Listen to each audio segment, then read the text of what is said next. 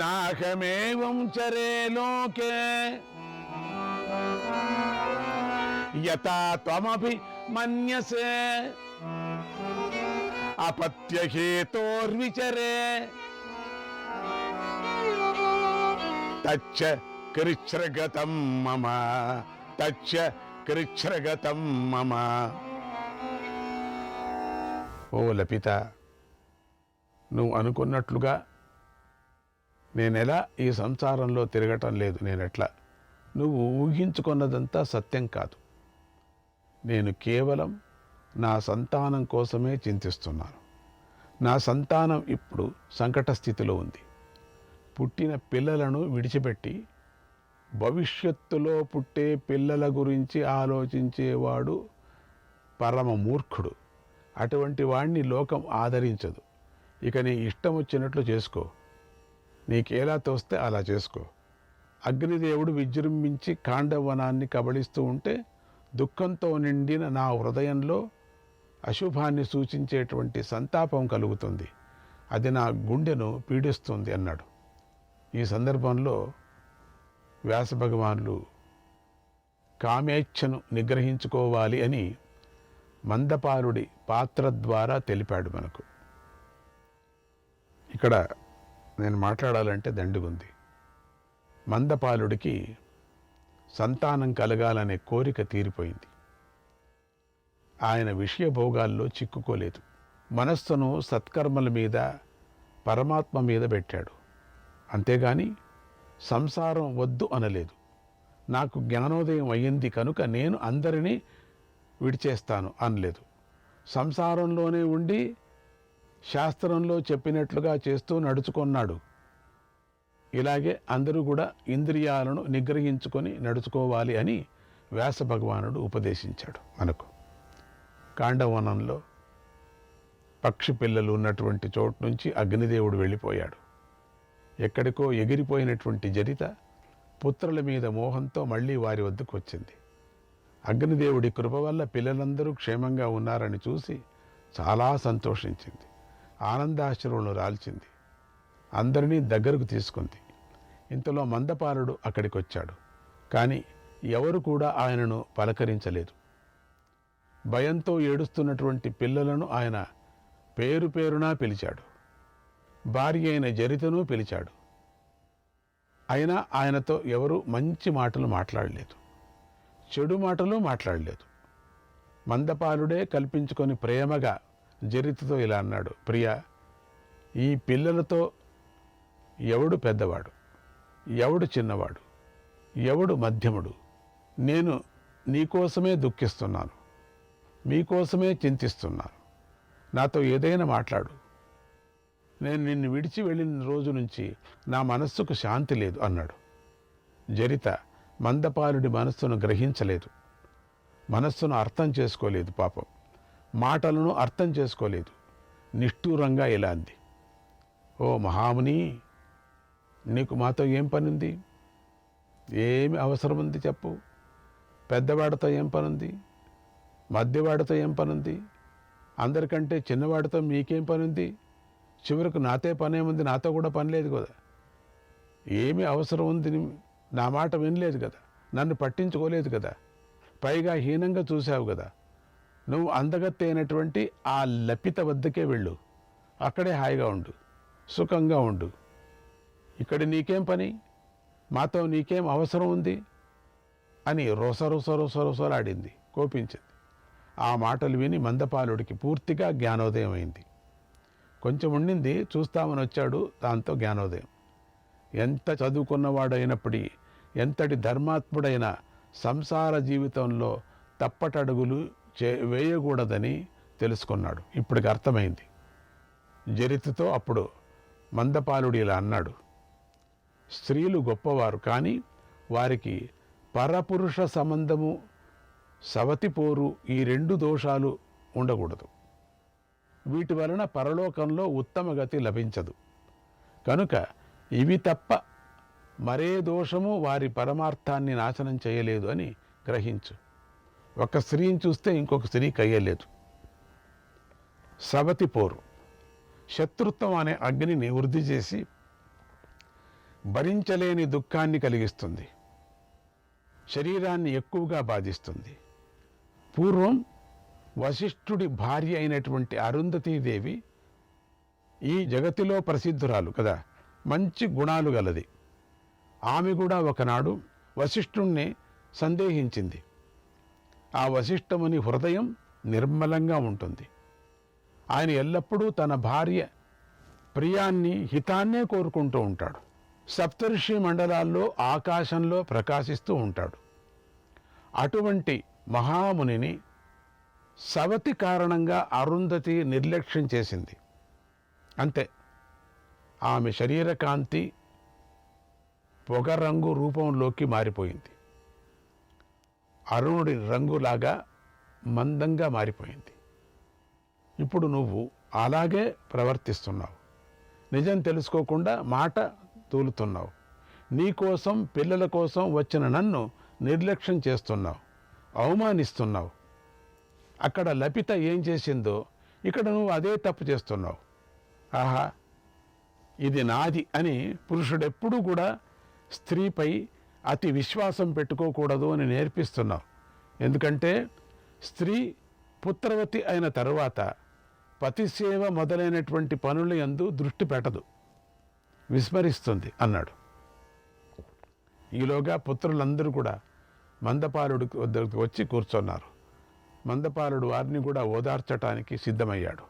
శ్రీకృష్ణాయ పరమాత్మనే నమః. 233వ అధ్యాయం. మందపాల మహర్షి తన పుత్రులతో ఇలా అన్నాడు: పుత్రులారా, కాండవవనం కాలిపోతున్నటువంటి సమయంలో మిమ్మల్ని రక్షించమని నేను అగ్నిదేవుణ్ణి ప్రార్థించాను.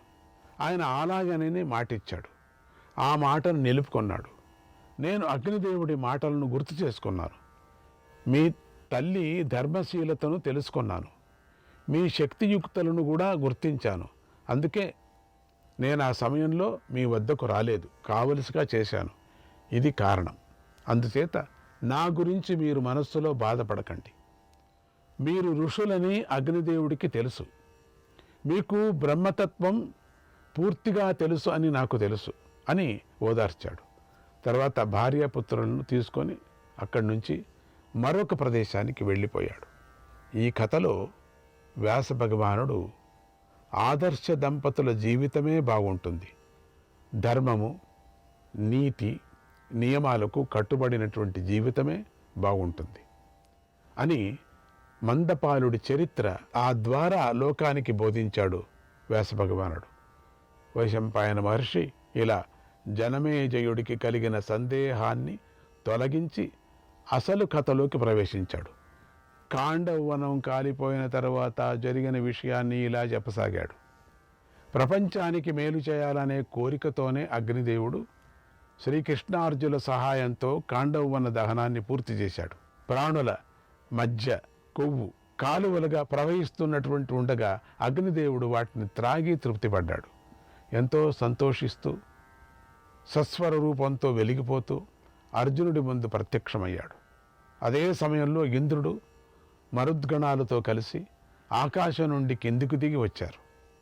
శ్రీకృష్ణార్జునులతో ఇలా అన్నారు: ఓ కృష్ణార్జునులారా, మీరిద్దరూ దేవతలు కూడా చేయలేని అసాధ్య కార్యాన్ని సాధించారు.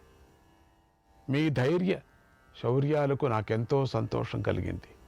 ఈ లోకంలో మనుష్యులకు దుర్లభమైన వరాన్ని ఏదైనా సరే కోరుకోండి, తీరుస్తానన్నాడు. అప్పుడు అర్జునుడు: దేవా, నాకు మంచి శస్త్రాలను, అస్త్రాలను ప్రసాదించు అని కోరాడు. ఇంద్రుడు: అర్జున, నీకు శివుడు ప్రసన్నం కావాలి, ముందు నీకు శివదర్శనం కావాలి. ఆ సమయం ఎప్పుడొస్తుందో తెలుసు నాకు. అప్పుడు నీకు ఆగ్నేయ, వాయువ్య, ఆ సమయంలో మీకు ఐంద్రాస్త్రాలను కూడా ఇస్తాను.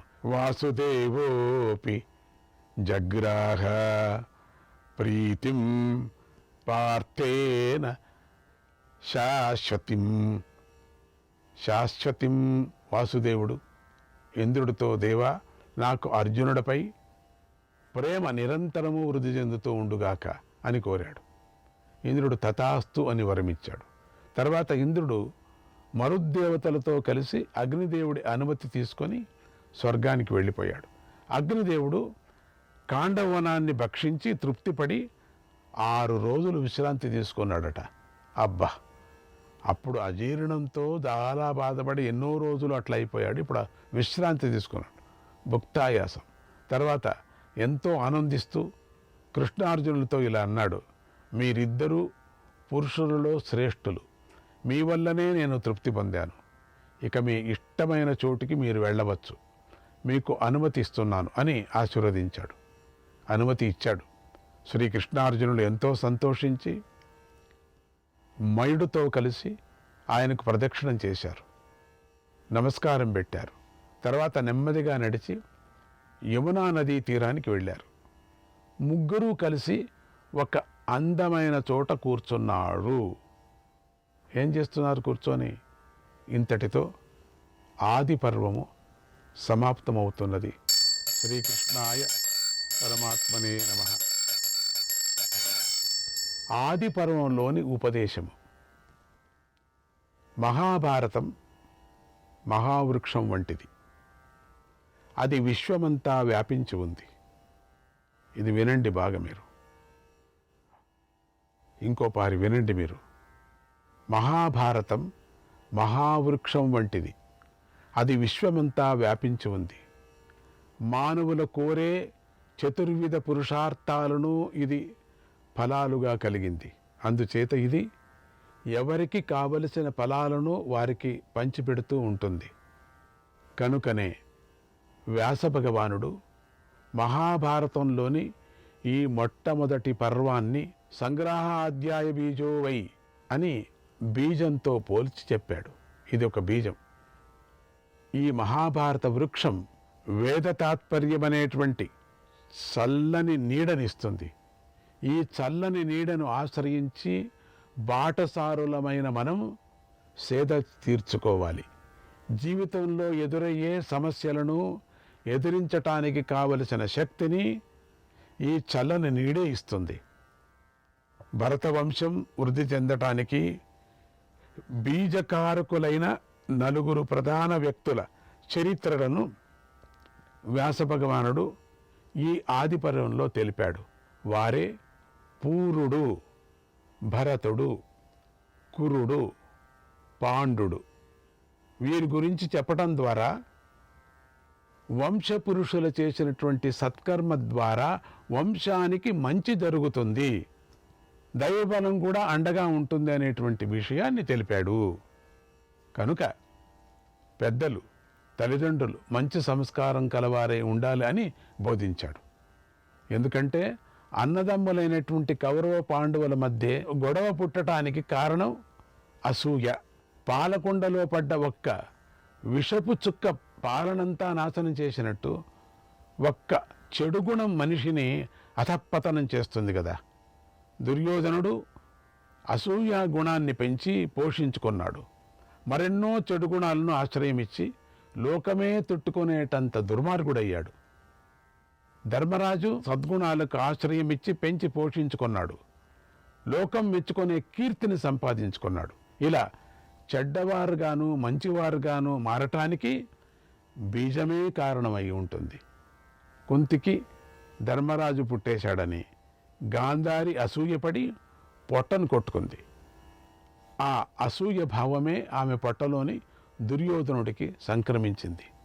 పుట్టుకతో వచ్చిన పుట్టకలతోనే పోతుంది అన్నట్టుగా దుర్యోధనుడికి అసూయ పుట్టుకతోనే వచ్చి ఎన్నో దుర్గుణాలతో వృద్ధి చెందింది. అతడి చేత ఎన్నో అకృత్యాలను చేయించింది. కనుక ఈ పర్వం మంచి చెడులకు బీజం వేసింది. ధర్మ అర్థ కామ మోక్షాలకు సమానమైన ప్రాధాన్యం ఇచ్చింది. ధర్మంగా అర్థాన్ని సంపాదించాలని చెప్పింది. అలాగే కోరిక లేకుండా మోక్షాన్ని సంపాదించుకోవాలని చెప్పింది. సత్యానికి గల ప్రాధాన్యతను కూడా చెప్పింది. అహింస కన్నా గొప్ప ధర్మం లేదు అని చాటింది. ఈ ఆది పర్వంలో మాతృవాక్య పరిపాలన గొప్పదని వ్యాస భగవానుడే చాటి చెప్పాడు. అలాగే ధర్మరాజు ఆచరించి చూపించాడు. దీంట్లో ఏకచక్రాపురంలో జరిగినటువంటి ఘట్టం ద్వారా త్యాగగుణం గొప్పది, దానిని అలవర్చుకోవాలి అనేటువంటి ఉపదేశం లోకానికి అందించబడింది. ధర్మం కోసం కలిసిమెలిసి ఉండాలి, అప్పుడే జయం పొందటానికి సాధ్యపడుతుంది అని పాండవుల సంసార జీవిత ఘట్టం తెలిపింది. తర్వాత వశిష్ఠ విశ్వామిత్రుల కథ ద్వారా వ్యాస భగవానుడు క్షమాగుణం యొక్క గొప్పదనాన్ని ఉపదేశించాడు. స్నేహితుల మధ్య ఎలాంటి స్నేహం ఉండాలి, ఎలాంటి స్నేహం ఉండకూడదు, స్నేహితులు ఎలా ప్రవర్తించాలి అనే విషయాన్ని ద్రుపద ద్రోణుల కథ ద్వారా చెప్పాడు. ధనికుడి సంపద 10 మందికి ఉపయోగపడాలి, అలాగే తపస్వి యొక్క తపస్సు 10 మందికి ఉపయోగపడాలి అని కురు మహారాజు కథ ద్వారా బోధించాడు. ఇలా ఈ ఆది పర్వం ధర్మాన్ని ఉపాసించటం, బ్రహ్మను ఉపాసించటం అనేటువంటి రెండిటికీ బీజం వేసింది. మానవుల ధర్మాన్ని ఉపాసించటంతో పాటుగా బ్రహ్మోపాసనను కూడా చెయ్యాలి అని చెప్పింది. ఇలా వ్యాస భగవానుడు ప్రతి ఘట్టం ద్వారాను లోకానికి కావలసిన బోధన చేశాడు. ఇలా మహాభారతం అనే వృక్షానికి ఈ ఆది పర్వం బీజమై ఉంది. ఇక మనం సభాపర్వంలోకి ప్రవేశించి అందులోని వ్యాసుని బోధను గ్రహిద్దాం. పాండవుల నడవడికను గమనించి ధర్మాన్ని గ్రహిద్దాం, ధర్మాన్ని ఆచరించి తరిద్దాం. ఓం శ్రీకృష్ణాయ పరమాత్మనే నమః.